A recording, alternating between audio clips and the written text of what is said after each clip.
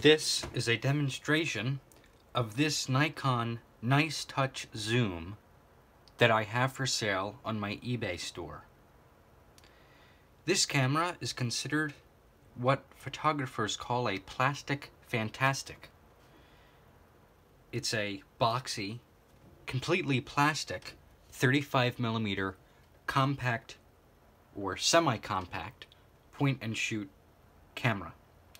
It is equipped with a Nikon 35 to 60mm macro lens. It has flash capabilities and of course the macro mode, which is spring operated on the lever on the side here. So in order to test this camera, I have two AA batteries that do not come with the sale, but are for the sole purpose of testing the camera out. The batteries are loaded into this compartment here.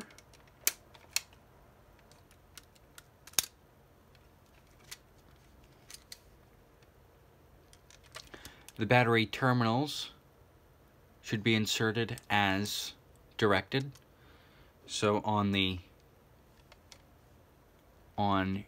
left is the positive terminal, on the right is the negative terminal, and we're going to put the batteries in, and you could hear the motor wind. That's because you can take one photo with the batteries out of the camera. It'll take the photo, it'll open the iris, but it won't advance the film until you put the batteries back in. It's a very interesting design. So you heard that motor winding when I put the batteries in. That was because the shutter was depressed when the batteries were out of the camera. The iris opened, and then when the batteries were put in, it advanced the film. So it's a very interesting thing, or interesting piece of technology that Nikon put into this camera. But yet again, it's just a point-and-shoot camera. There's no manual capabilities at all, other than the flash. So I'm going to take a photo right now, and you're going to see the iris open up.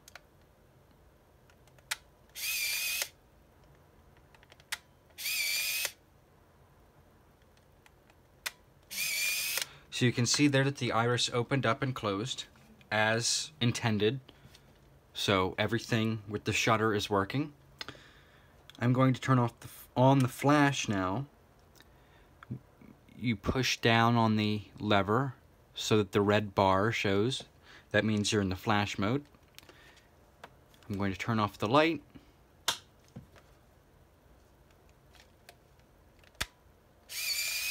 So you saw the flash in the dark.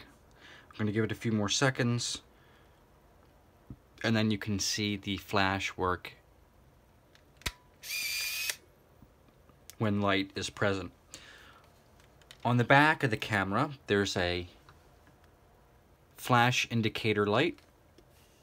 It's very spastic,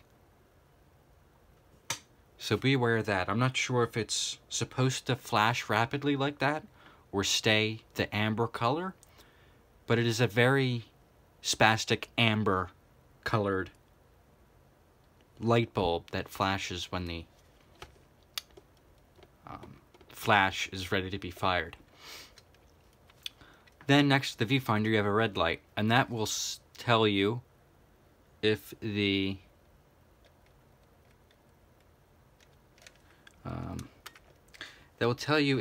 camera senses an underexposure. So I'm in the dark right now, but I am half pressing the shutter button, and the viewfinder light is telling me that it's too dark and I'm going to need more sufficient lighting situations to take the photo.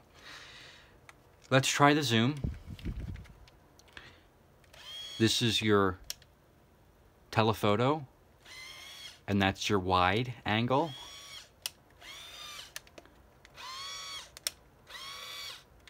It's a very 1990s-esque motor sound for the zoom.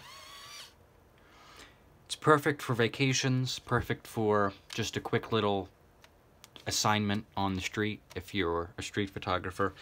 And the good thing about it is that it's black, which means that it will blend into darker clothing. You just have to be aware that it's really boxy, so people might be able to notice that you have a camera. Let's open the compartment on the back. And I want to show that there is no light seal material at all, except a damper for the film casing. Because Nikon designed this to where the plastic ridges on the door mate smoothly with the ridges on the camera.